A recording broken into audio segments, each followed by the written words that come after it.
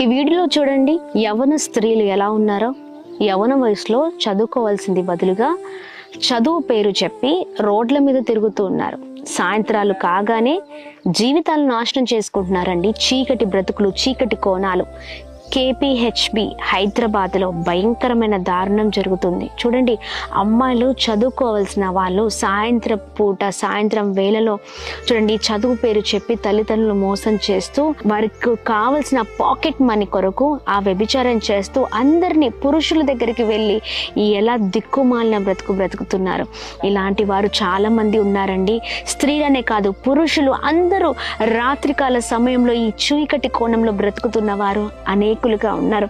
మంచి చదువు, మంచి జీవితాన్ని ప్రభువు ఇచ్చి ముందుకు నడిపిస్తున్న సమయంలో తల్లిదండ్రులు ఎంతగానో వారి కొరకు ఆలోచిస్తున్న సమయంలో వారు గొప్పవారు అవ్వాలని, వారు దీవించబడాలని, ఆశీర్వదించబడాలని చూస్తున్న సమయంలో బిడ్డలు జీవితాలను నాశనం చేసుకుంటున్నారు కదండి. అపవాది వేసే ఉచ్చు ఇదంతా. అపవాది భయంకరమైన పరిస్థితిలోనికి యవ్వనస్తులను తీసుకొని వెళ్తుండగా జాగ్రత్త. ప్రార్థన చేయండి, మీ బిడ్డల కొరకు ప్రార్థించండి. మీరు ప్రార్థిస్తే మీ ప్రార్థన బిడ్డలకి అగ్ని కంచుగా ఉంటుంది.